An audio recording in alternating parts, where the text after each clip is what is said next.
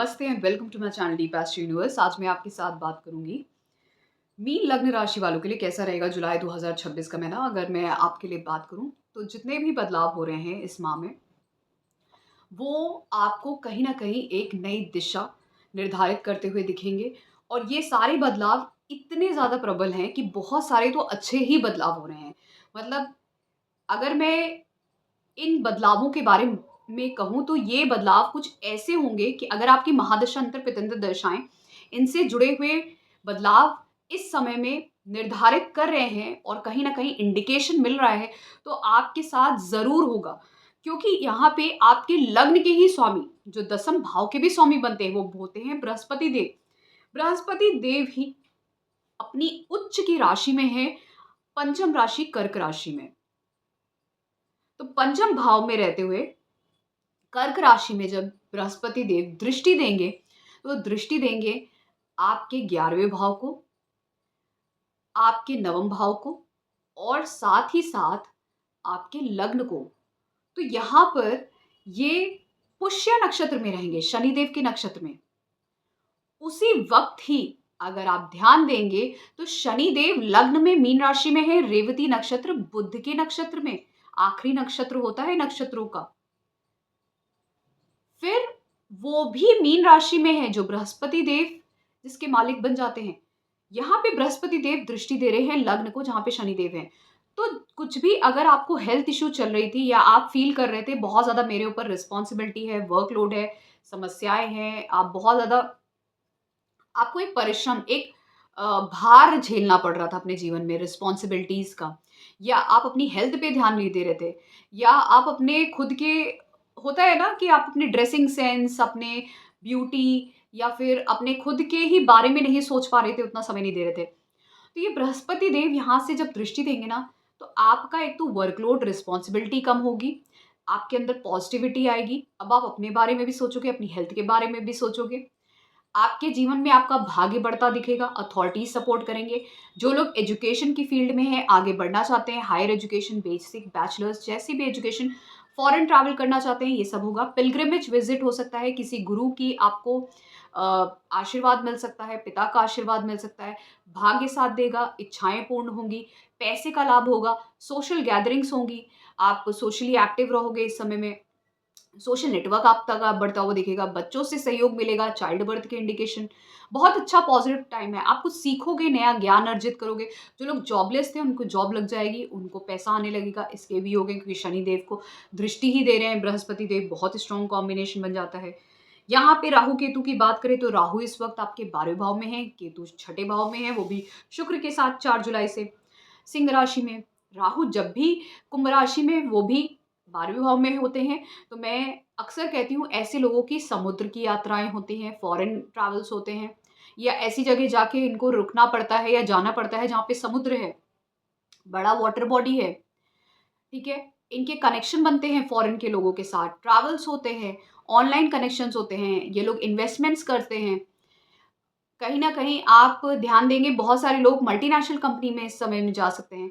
तो इस तरीके के अपॉर्च्युनिटीज़ चांसेस बनेंगे। वहीं पे ये राहु जो है वो शुक्र को दृष्टि दे रहे हैं छठे भाव के। छठे भाव को शुक्र को दृष्टि देने का मतलब है कहीं न कहीं आप अपने कम्फर्ट्स पे पैसे खर्च करोगे, अपने ऊपर, अपने कम्फर्ट्स पे पैसे खर्च करोगे। पैसा आएगा भी और जाएगा भी कम्फर्ट्स पे। फिर ये शुक्र केतु के साथ हैं छठे भाव में। तो अगर आपको कोई भी हेल्थ इश्यू है, वो हेल्थ इश्यू आपके या तो माइन्यूट कोल्ड से रिलेटेड भी हो सकती है, डायबिटिक है जो लोग उनको खासकर ध्यान देना है, जिन लोगों को भी फैटी लीवर का प्रॉब्लम है, इन सब चीज़ों के लिए, या फिर स्टमक रिलेटेड, तो आपको खासकर ध्यान देना है। क्योंकि यहाँ पे शुक्रदेव छठे भाव में रहते हुए ना आपको थोड़ा बहुत हेल्थ इश्यू ज़रूर देंगे।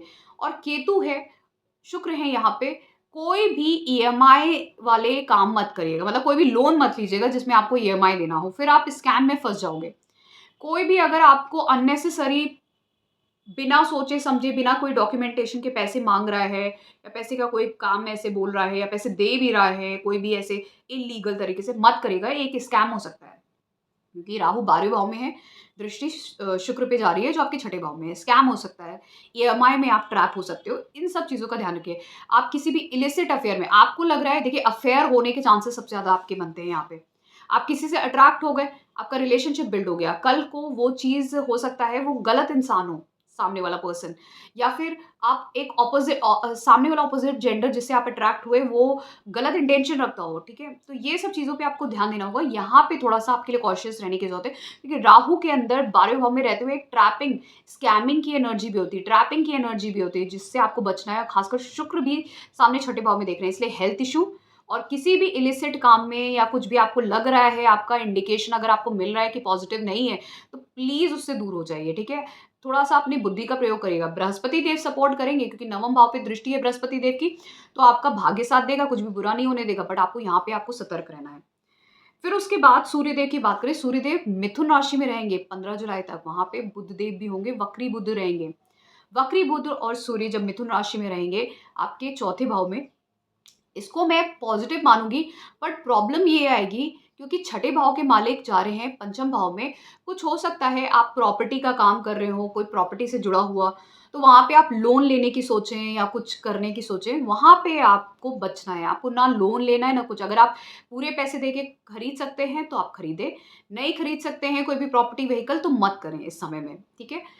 दूसरी चीज़ ये है कि आपकी मदर को कोई हेल्थ इश्यू हो सकता है, not chronic health issue but कुछ भी माइन्यूट हेल्थ इश्यू हो सकता है। घर में कोई ईगो क्लैशेस किसी चीज़ को लेके इस तरीके की भी चीज़ें दिखती हैं। कम्युनिकेशन नहीं होगा, बस छोटा-मोटा, बहुत बड़ी फाइट जैसा नहीं होगा।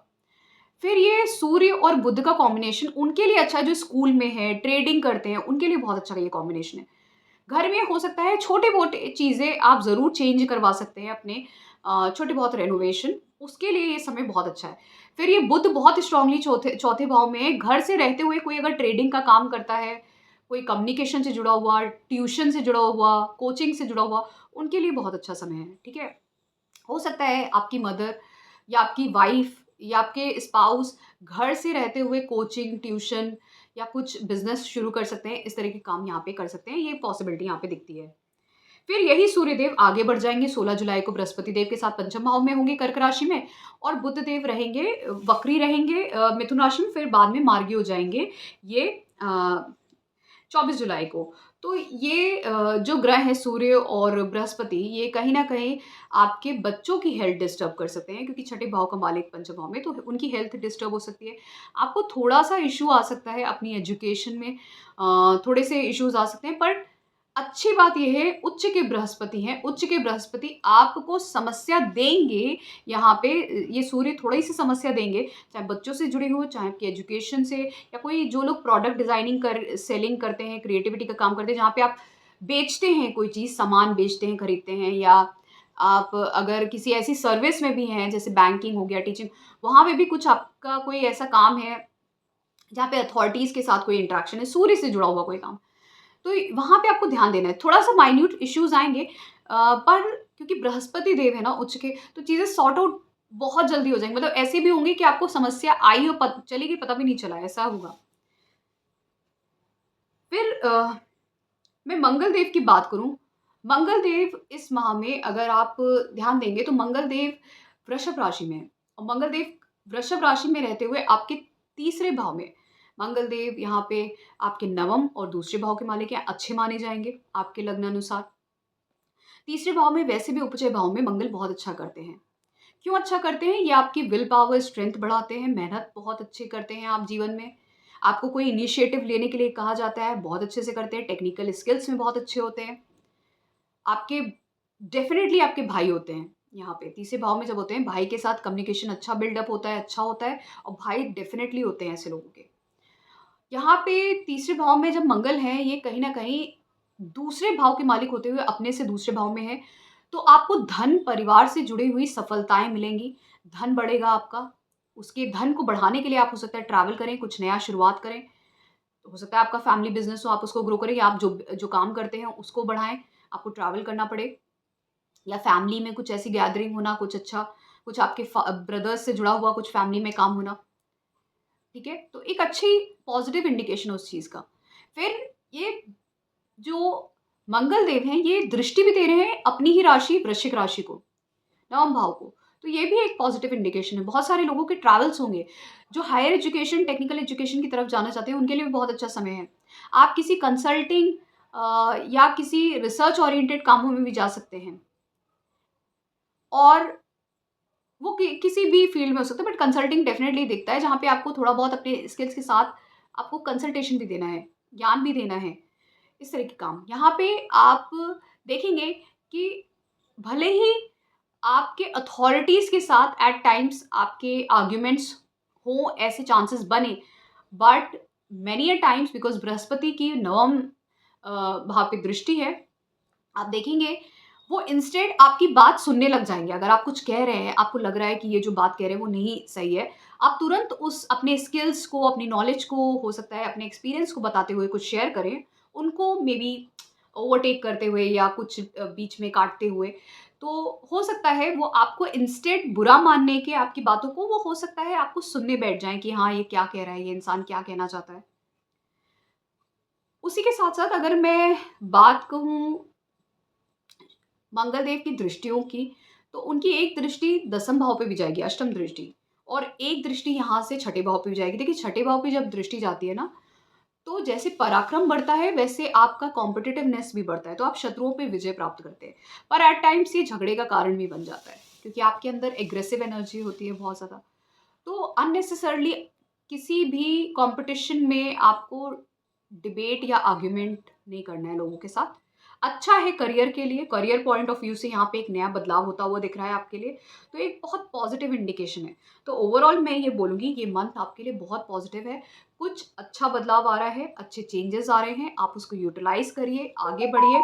जीवन में आपको सफलता ज़रूर मिलेगी, खासकर आपके ऊपर जितना भी वर्कलोड था शनिदेव की वजह से, वो अब कम होता दिखेगा। आपको लगेगा कि अब आपकी जो लोड है, जो एनर्जी है, वो फाइनली रिलीज़ हो रही है। अब आप वो प्रेशर नहीं फ़ील करोगे, वो प्रेशर जो है आपके ऊपर जो है, जो भार है, वो अब रिलीज़ हो रहा है, तो आप पॉज़िटिव फ़ील करोगे ओवरऑल, और अच्छा-अच्छा होगा आपके साथ खासकर।